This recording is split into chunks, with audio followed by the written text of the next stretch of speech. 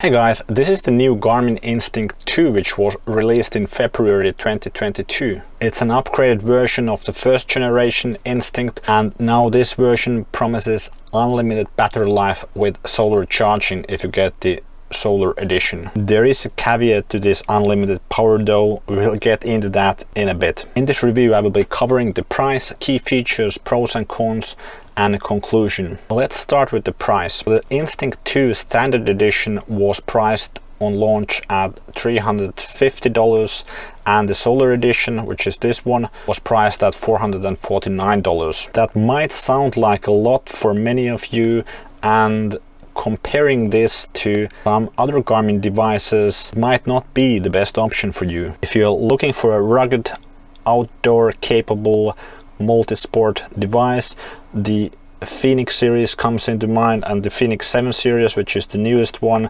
would be a great option, but this starts at $699, which is kind of out of budget if you're considering the Instinct 2.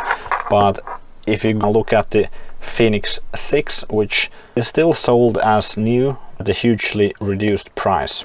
In Europe I have seen the Fenix 6 go for 350 euros and the Fenix 6 Pro for 430 euros. So I think that price is kind of comparable, and functionality wise they are quite similar. If you want to save some money, you could look at the Fenix 6 as second-hand from eBay or something like that. You might find it for 250 euros or dollars. At the end of the video and the conclusion I will be giving my personal opinion on which one I would choose. In the Garmin lineup you also have in the Forerunner series kind of rugged devices which you could consider. Moving on to the key features of this Instinct 2. I think the highlights of the device is that it's a rugged smartwatch which has military standard shock and dust resistance, and it has a water rating of 10 atm, and it kind of has that Casio G-Shock vibe to it. Also the super long battery life of up to 28 days in smartwatch mode, or 51 days with solar charging, assuming all day wear with 3 hours in 50,000 lux conditions. Garmin only promises the unlimited battery life with the solar model if you use it in battery saver watch mode, so then you don't have all of that smartwatch functionality available to you. Instinct 2 has two case sizes. This is the 45mm case, then there's an Instinct 2S which has a 40mm case. So comparing to the Fenix 6 case size, this is the regular size at 47mm, so it's quite similar in size. Or if you like using automatic watches, you might be familiar with the Seiko 5. This has a 42mm case. In thickness, the Instinct 2 is 14.5mm and the smaller one is 13.3mm. Comparing to a Seiko 5 again, it's very similar in thickness. Also comparing to the Fenix 6, the thickness is very similar. The Fenix 6 is slightly thicker. Since the Instinct 2 is entirely plastic, it is lighter. This is only 52 grams, so it feels very light on the wrist. The Fenix 6 has a metal bezel and a metal rear, so it does make it quite a bit heavier. The Fenix 6 you have these quick fit bands and you can just take them off like this, and on the Instinct 2 you remove the band by pushing in here with SIM card slot tools to push in, and then you can take it off. As with the previous generation Instinct, this one has a 0.9-inch monochrome transflective memory pixel screen, but the resolution is now 176 x 176, so that's slightly higher than in the old version. So you can see a bit more things on the screen at once. The reason why it's a monochrome transflective screen is because this is very low power, so you will save a lot of battery. It is always on, so basically you see it very well in sunlight, no matter how bright it is, but when it's dark you won't see it without turning on the backlight.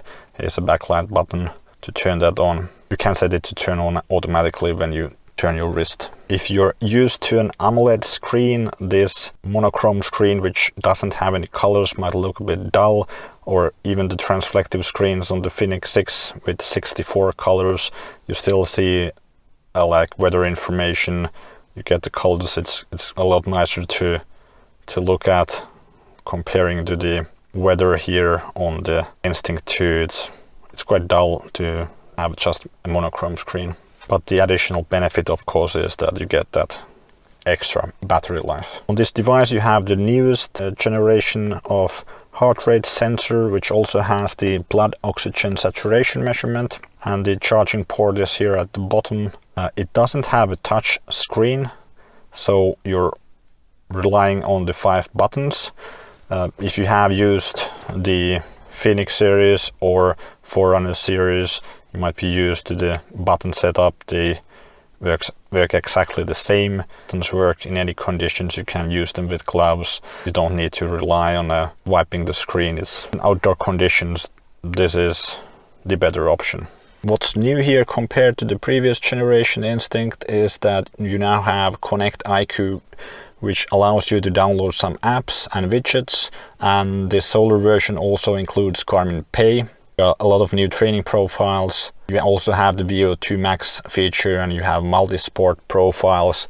So you could kind of call this a mini Fenix. It has all the major functionality of the Fenix 6 in the sports side, but you are missing the maps, and you're also missing music, which you would get on the Fenix 6 Pro. And there are a few minor features which the Fenix 6 has more, but I'll leave a link in the description. You can check out the comparison on the Garmin webpage on the functionality. So I think all of this new functionality makes this a viable option for people who earlier have looked towards the Garmin Forerunner series because of the multi-sport functionality and things like that. The memory on the device has now been increased to 32 megabytes instead of 16 megabytes, and that of course enables installing some apps on it. The device includes all the sensors you're used to, for example GPS, accelerometer, barometric altimeter, compass and thermometer. You also get the smartwatch features like notifications from your smartphone. So you have these widgets, you have the weather, and you can see here also the notifications. By holding down the light button you also get to the controls, where you have this flashlight which is turning the backlight on the screen on. You can power it off. You have the battery saver, so backlight power. You can lock the keys on the device, music control. So this is only for controlling the music on your phone, so you can't download music onto the device. You have the Find My Phone functionality, the wallet which has the Garmin Pay, so that's kind of handy, I think, stopwatch and stuff like that. So moving on to the pros of the device, for me at least the highlight of the device is the super long battery life, and the reason why I wanted to test this solar edition is that unlimited battery life sounds really tempting. This is also a very rugged device and it's very versatile. It has almost all the features as on the Fenix series, so you could call it a kind of mini Fenix, and this has a lot of the Casio G-Shock feel to it, but now you have all of that smartwatch capability on the watch. So I think this is very appealing for people who like that kind of look and feel. Okay, some cons of the device. The Instinct 2 does not have maps, even though you can upload pre-prepared routes to the device, which kind of allow you to follow a breadcrumb and some waypoints. But if you compare to the Fenix 6 Pro, which has those full maps, it's very lacking in that section. Some might consider that there's no music storage, also a con that you would get on the Fenix 6 Pro, and you don't have a touch screen. Well, I don't really think the people looking for this kind of device feel that touch screen that important. The Fenix 6 doesn't either have that. Okay, the Fenix 7 has it, but most of the time I have been using the buttons on the Fenix 7 anyway, so the touch screen is kind of just a nice to have thing, which makes using the maps a lot nicer, but this doesn't have those, so I don't see that an issue. One con for me, I would say, is that it doesn't have unlimited battery in smartwatch mode, which I was kind of hoping it would have. So as a conclusion, I think this Instinct 2 is designed for the same people who love the Casio G-Shock look and feel, those all-adventure people who want a trusty tool with a super long battery life. Personally though, for me, this look and feel is kind of okay, but I do prefer the Fenix 6 look and feel. So for me, considering the lowered price on the Fenix 6 and the Fenix 6 Pro having the maps, I would go with the Fenix 6. I think it's a more premium device, but of course you do compromise on battery life, and the Fenix 6 Solar Edition is still more expensive. So if you want that longer battery life, then the Instinct 2 is a better option. And if you're still undecided, you could watch this Garmin Fenix 6 video or Fenix 7 video over here next. Thanks for watching.